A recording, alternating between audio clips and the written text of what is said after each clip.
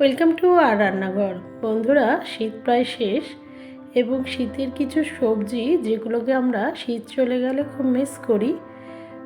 তবে এটা নয় যে গরমকালেও সেই সবজিগুলো পাওয়া যায় না, তবে শীতে যে টেস্টটা পাওয়া যায় গরমে বেশি দাম দিয়ে কিনেও সেই টেস্ট পাওয়া যায় না।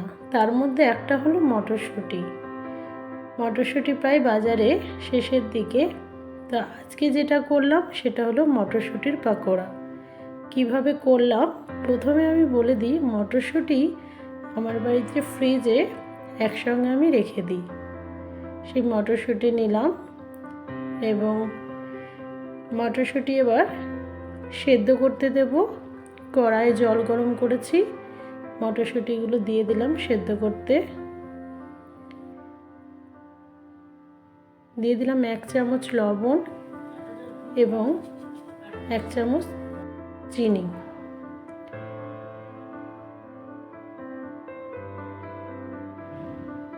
লবণ আর চিনি দিয়ে বেশ খানিকক্ষণ সেদ্ধ করে নেব। আপনারা প্রেসার কুকারে দিলেও হবে। দেখুন সেদ্ধ হয়ে গেছে। বেশ গরম, হাত দেওয়া যাচ্ছে না।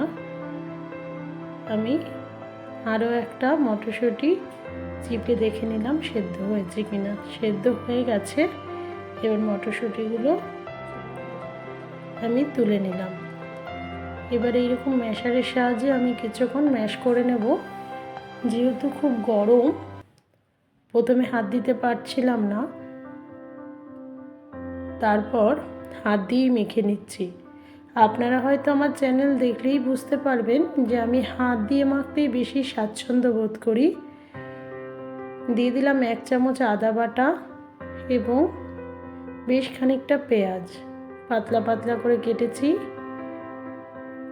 কাঁচা লঙ্কা 1 চামচ মতো, জিরা গুঁড়ো, হলুদ গুঁড়ো 1/2 চামচ,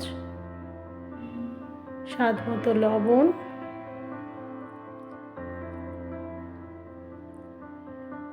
এরপর দিয়ে দিচ্ছি 1 বাটি মতো বেসন। আপনারা যে পরিমাণ লাগবে সেই পরিমাণই দেবেন। দিলাম চালের গুঁড়ো পরিমাণ মতো, যাতে পকোড়াটা মুচমুচে হয়। এবার সব কিছু দিয়ে ভালো করে হাত দিয়ে মেখে নিচ্ছি। যে যাই বলুক না কেন বন্ধুরা, হাতের একটা আলাদা স্বাদ আছে। আচ্ছা বলুন তো, চামচে করে এগুলো মাখা যায়?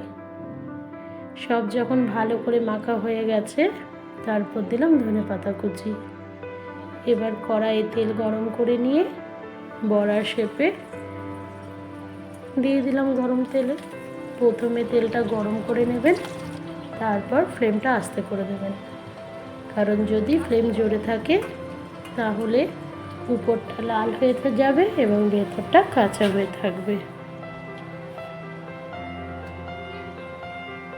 লাল লাল করে ভেজে নিতে হবে। সন্ধ্যের সময় মুড়ি আর চা দিয়ে বা শুধুমাত্র সস দিয়েও আমার মেয়ের মতো অনেকটাই খাওয়া যাবে। তবে বেশি না খাওয়াই ভালো। প্রতিদিন তেলে ভাজা। দেখুন ভাজা হয়ে গেছে, আমি তুলে নিয়েছি। এইভাবে আপনারাও বাড়িতে মটরশুঁটির পাকোড়া করে ফেলুন। খেতেও ভীষণ টেস্টি এবং যেহেতু ভেতরের সবজি, খুব একটা আনহেলদি রেসিপিও নয়। ভালো থাকবেন, সুস্থ থাকবেন, অন্যদের